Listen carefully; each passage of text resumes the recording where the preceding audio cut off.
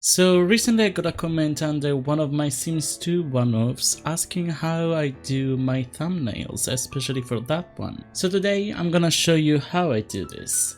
So usually I would have a template already, but today I'm gonna start from scratch.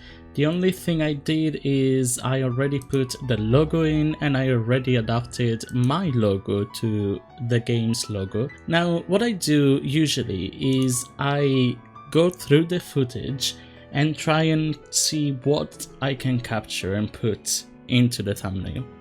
Okay, this is a perfect still to capture right here. I thought that was good, but this is better.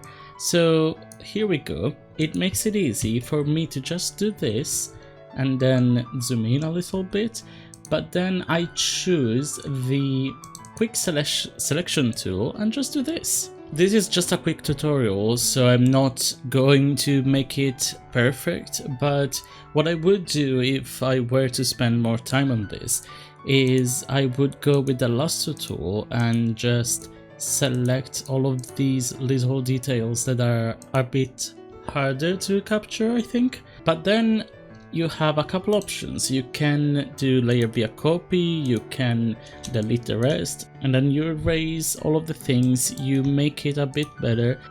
Now I'm gonna do this a couple more times, like this fluttering shot of my sim on a toilet, and then we'll see how to arrange them all. Now some of the screenshots I don't want to cut the background of because I want to have more to work with, you know. So what I like to do in these situations is when there is UI here, for example, I want to get rid of that because I don't want that to be visible. So I just use the healing brush and it does a really good job on its own. And of course it's not perfect, but you also need to keep in mind that the thumbnail is meant to be looked like this.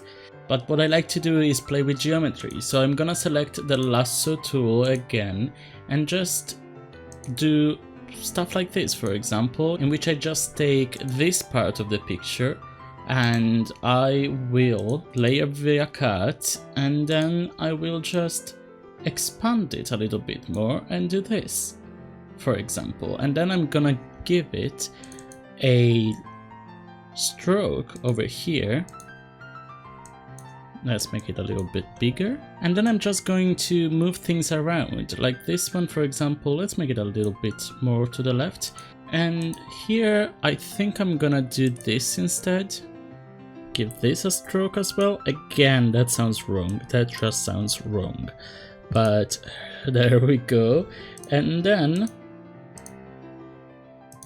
this is the last one. Let's push it a little bit up and turn it around. And there we go. That is basically what I will do for these things. Maybe one extra thing that I would add is I would make a new layer and just do this. Make a triangle here where the logo is and just make it all white. I'm still not sure about this corner right here, but what I do know is that even though this looks cool, this is more visible when you put it like this, you know what I mean? And that is really it. I hope you enjoyed this mini tutorial. Let me know if you found it useful, and let me know if you do cool stuff with this tutorial. Let me see what you do.